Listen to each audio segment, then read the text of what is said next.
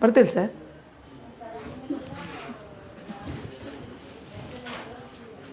SS ಬಾಲಕಿಯರ ಪದವಿ ಪೂರ್ವ ಕಾಲೇಜಿನ ಎಲ್ಲ ನನ್ನ ಪ್ರೀತಿಯ ವಿದ್ಯಾರ್ಥಿಗಳಿಗೆ ರಾಜ್ಯಶಾಸ್ತ್ರ ತರಗತಿಗೆ ಸ್ವಾಗತ.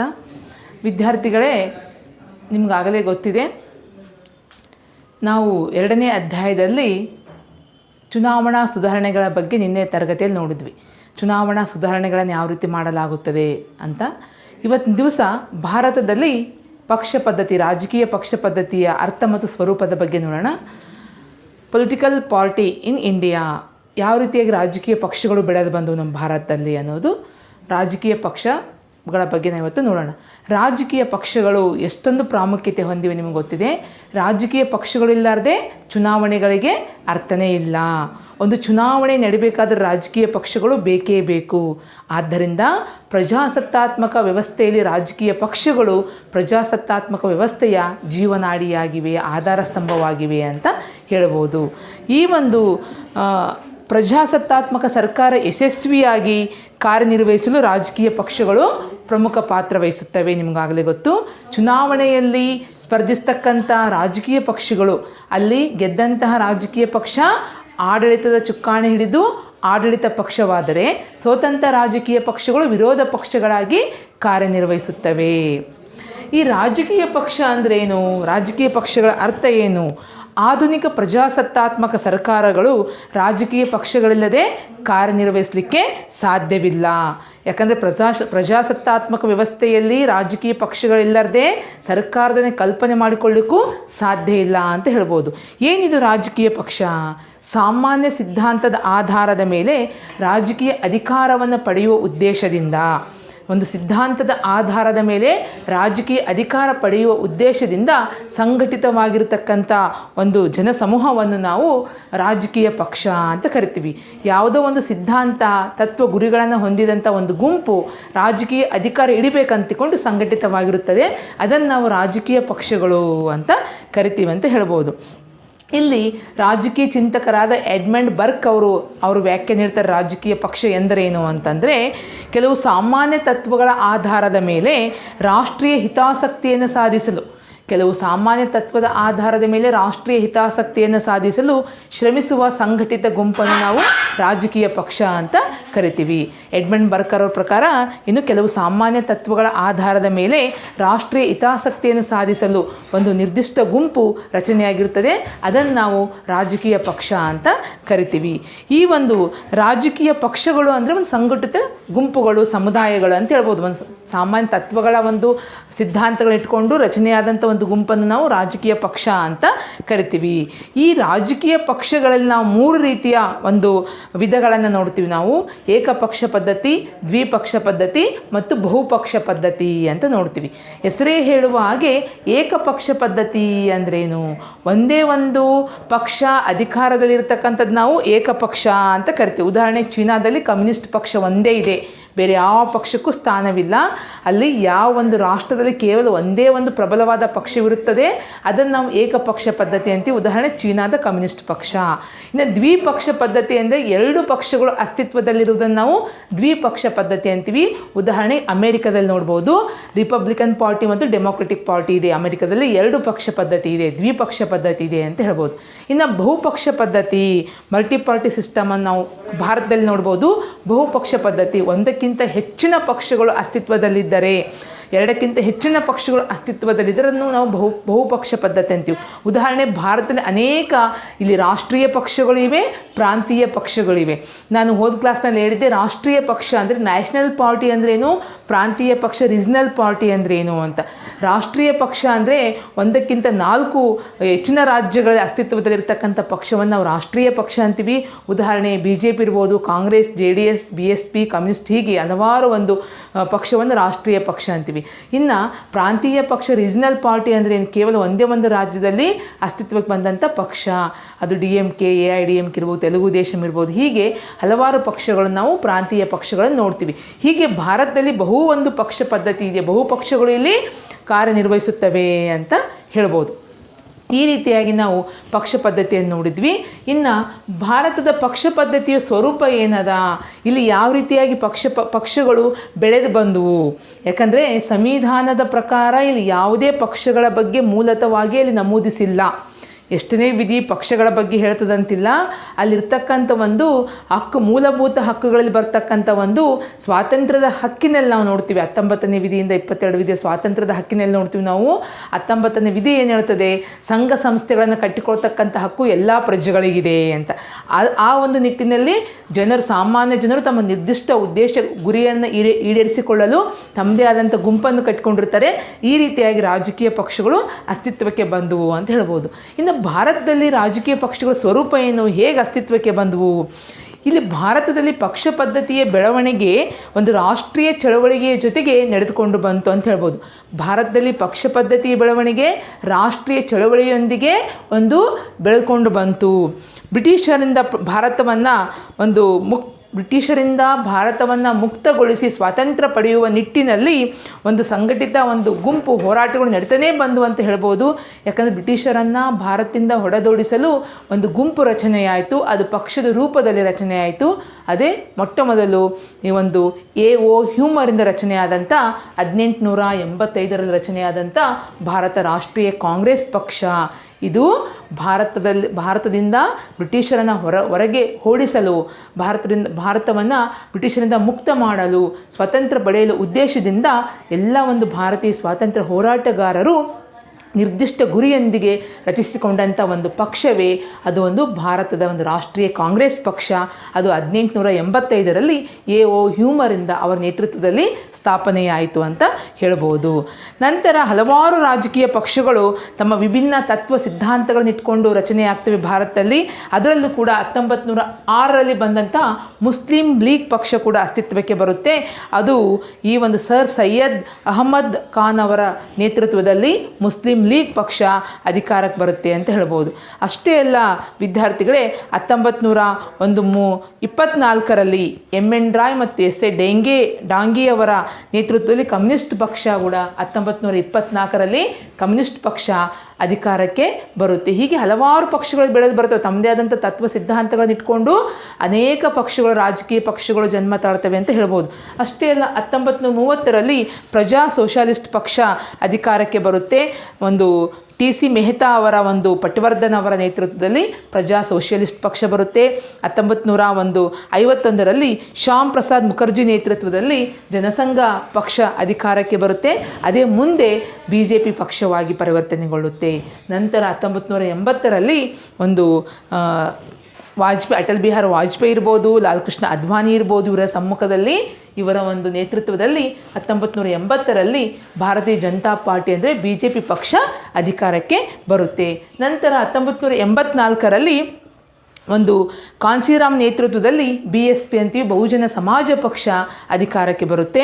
ನಂತರ 1988ರಲ್ಲಿ ಜನತಾ ಪಕ್ಷ VP ಸಿಂಗ್, ರಾಮಕೃಷ್ಣ ಹೆಗಡೆ ಅವರ ನೇತೃತ್ವದಲ್ಲಿ ಈ ಒಂದು ಜನತಾದಳ ಅಧಿಕಾರಕ್ಕೆ ಬರುತ್ತೆ. ಹೀಗೆ ಒಂದು ಭಾರತದಲ್ಲಿ ಸ್ವಾತಂತ್ರ್ಯ ಪೂರ್ವದಲ್ಲಿ ಅನೇಕ ಒಂದು ಪಕ್ಷಗಳು ತಮ್ಮದೇ ಆದಂಥ ತತ್ವ ಸಿದ್ಧಾಂತಗಳನ್ನು ಇಟ್ಕೊಂಡು ಇಲ್ಲಿ ತಮ್ಮದೇ ಆದಂಥ ಒಂದು ಗುಂಪನ್ನು ರಚನೆ ಮಾಡಿಕೊಂಡು ತತ್ವ ಸಿದ್ಧಾಂತಗಳಿಂದ ರಚನೆಯಾದಂಥ ಅನೇಕ ರಾಜಕೀಯ ಪಕ್ಷಗಳನ್ನು ನಾವಿಲ್ಲಿ ನೋಡ್ತೀವಿ ವಿದ್ಯಾರ್ಥಿಗಳೇ.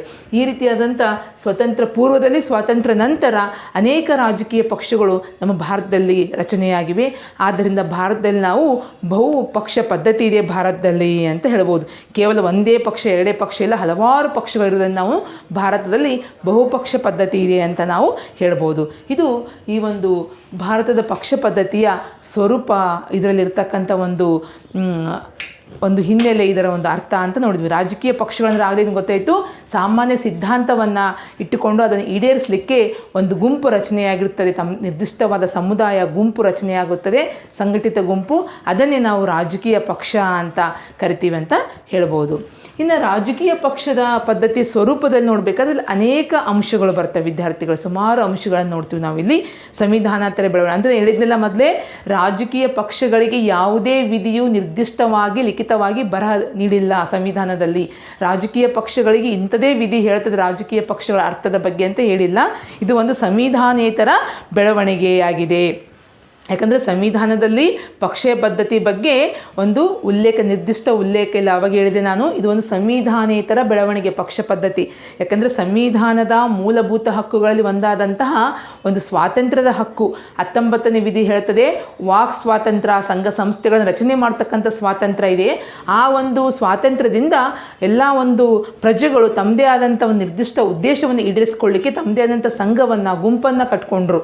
ಅದನ್ನೇ ನಾವು ಕ್ರಮೇಣವಾಗಿ ರಾಜಕೀಯ ಪಕ್ಷ ಅಂತ ಅದು ರಚನೆಯಾಯ್ತಂತ ಹೇಳ್ಬೋದು. ಇದೊಂದು ಸಂವಿಧಾನೇತರ ಬೆಳವಣಿಗೆ ಅಂತ ಹೇಳ್ಬೋದು. ಯಾಕಂದರೆ ಭಾರತದಲ್ಲಿ ಒಂದು ಬಹುಪಕ್ಷ ಪದ್ಧತಿ ಅಸ್ತಿತ್ವ ಇದೆ. ಯಾಕಂದರೆ ಭಾರತದ ಪಕ್ಷ ಪದ್ಧತಿ ಸ್ವರೂಪ ಏನು, ಬಹುಪಕ್ಷ ಪದ್ಧತಿ, ಮಲ್ಟಿ ಪಾರ್ಟಿ ಸಿಸ್ಟಮ್ ಇದೆ. ಸಿಂಗಲ್ ಇಲ್ಲ, ಒಂದು ಎರಡು ಪಕ್ಷಗಳು ಇಲ್ಲ, ಇಲ್ಲಿ ಬಹುಪಕ್ಷ ಪದ್ಧತಿ ಇದೆ ವಿದ್ಯಾರ್ಥಿಗಳೇ ಅಂತ ಹೇಳ್ಬೋದು. ಜೊತೆಗೆ ಎಲ್ಲ ಅಂಶಗಳನ್ನು ನಾವು ಈ ಭಾರತದಲ್ಲಿ ಅನೇಕ ಪಕ್ಷಗಳು ಇವೆ, ಅದರ ಒಂದು ಬೆಳವಣಿಗೆ ಏನು, ಅದರ ಅಂಶಗಳು ಏನು, ಆ ಒಂದು ಸ್ವರೂಪ ಏನು ಅನ್ನೋದರ ಬಗ್ಗೆ ನಾನು ನಾಳಿನ ತರಗತಿಯಲ್ಲಿ ತೊಗೊತೀನಿ ವಿದ್ಯಾರ್ಥಿಗಳೇ. ಈಗ ಅದಕ್ಕಿಂತ ಮುಂಚೆ ಈ 2ನೇ ಅಧ್ಯಾಯದಲ್ಲಿ ನೀವು ಎಷ್ಟರ ಮಟ್ಟಿಗೆ ಸ್ವಲ್ಪ ತಿಳ್ಕೊಂಡ್ರಿ, ಪಾಠವನ್ನು ಎಷ್ಟರ ಮಟ್ಟಿಗೆ ನೀವು ನೋಡಿ ತಿಳ್ಕೊಂಡ್ರಿ, ಸ್ವಲ್ಪ ವರ್ಕ್ ಮಾಡ್ರಿ ಅನ್ನೋದ್ರ ಬಗ್ಗೆ ನೋಡೋಣ.